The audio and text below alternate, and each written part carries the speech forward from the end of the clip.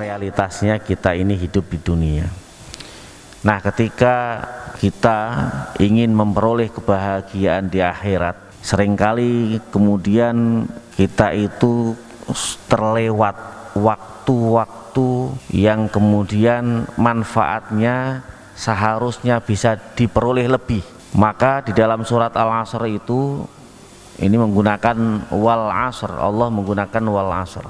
Wal asr itu sering diterjemahkan demi masa, demi waktu. Waktu di dalam Al-Quran itu disebut dengan beberapa istilah. Ada al-ajal, ada al-asr sendiri.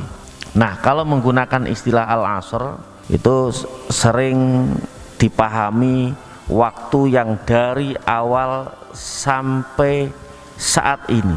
Jadi kalau Allah bersumpah wal asr, demi asar, itu Allah ingin mengingatkan kepada hambanya bahwa semua waktu yang sudah dilewati dari lahir sampai saat ini, demi waktu yang sudah dilewati, sesungguhnya manusia itu dalam kerugian. Nah, supaya nanti di akhiratnya bahagia, ya tentunya kita perlu mengetahui bagaimana kerugian-kerugian ini bisa dihindari.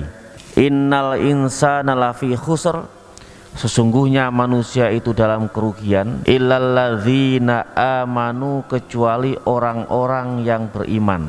Abdullah bin Alawi juga mengingatkan bahwa ketika seorang hamba ingin memperoleh kebahagiaan di akhirat, maka yang pertama kali harus diperkuat adalah keimanannya.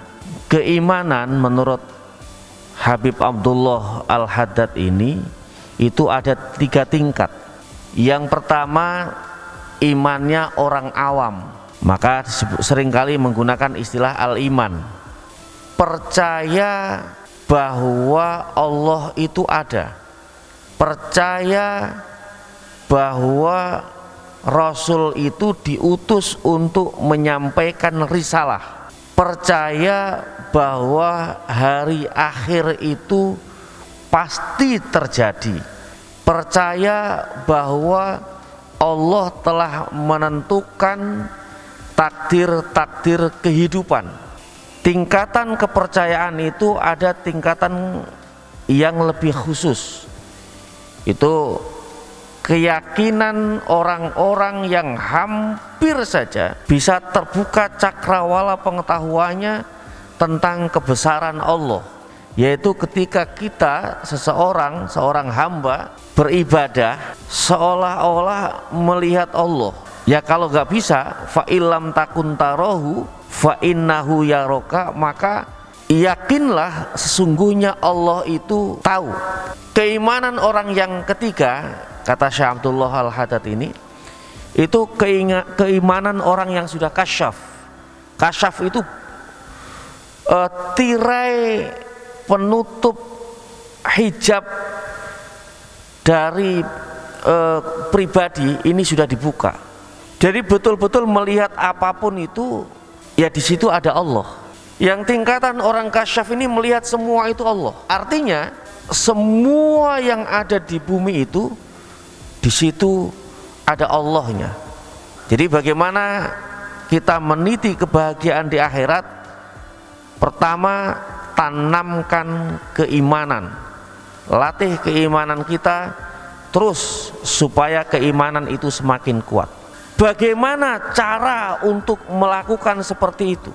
Caranya pertama begini, kata beliau, membaca dan seringlah mendengarkan apapun yang ada di sekeliling kita, cari hikmah dari apa yang didengar dan yang dibaca. Langkah yang kedua, menggali apa yang dibaca dan yang didengar itu, menggali sampai tingkat hikmah yang terbaik. Dan yang ketiga, istiqomah dalam kebaikan. Wa alaika bi imarati auqatika bi wadhaifil ibadati, dan tetaplah kalian itu terus istiqomah untuk mengisi waktu-waktumu dengan ibadah. Carilah apapun kebaikan itu, walaupun sedikit, tapi luzum, tetapi istiqomah. Istiqomah itu segala sesuatu kalau dilakukan secara terus-menerus itu lebih baik daripada 1000 kemuliaan. Ahabbul a'mali ilallahi adwamuha wa in qalla.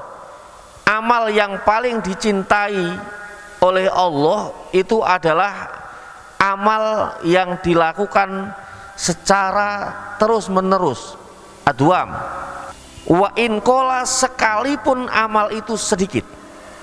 Wa qala alaihi salatu wassalam, khudhu minal a'mali ma tutikuna, apapun amal itu yang kalian mampu. Fa innallaha, maka sesungguhnya Allah la yamallu, tidak pernah bosan, hatta tamallu, sehingga kalian bosan. Kita tidak tahu mana di antara amal-amal kita yang kemudian membuat Allah itu ridho.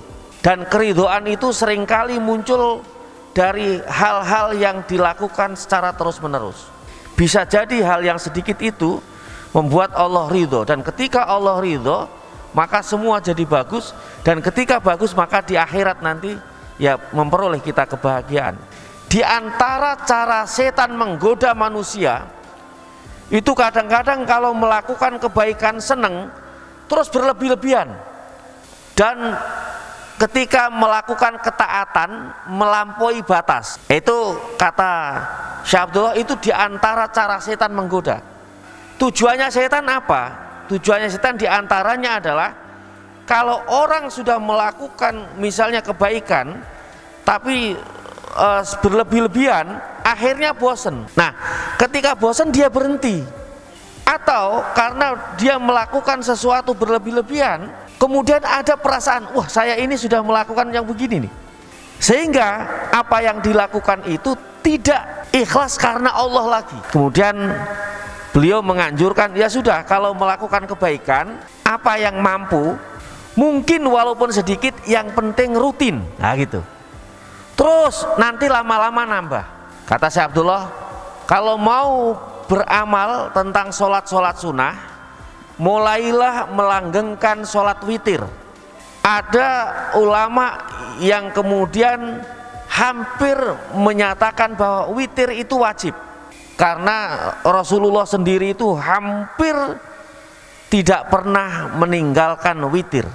Witir itu bisa dilakukan 11 rakaat atau paling tidak 3 rakaat. Beliau menganjurkannya begitu, walaupun boleh 1. Bagi orang-orang yang membiasakan, yang terbiasa bangun malam, dianjurkan sholat witirnya setelah sholat tahajud. Tetapi bagi orang-orang yang tidak terbiasa bangun malam, lakukanlah witir itu ba'da sholatil isya'i, setelah sholat isya. Kalau biasa ba'diyah, baru sholat witir 3 rakaat. Nah, di antara apapun itu kebaikan, kalau mau dalam bentuk ibadah, Syekh Abdullah Al-Haddad menganjurkan mulailah dari sholat witir. Mulailah dari sholat witir.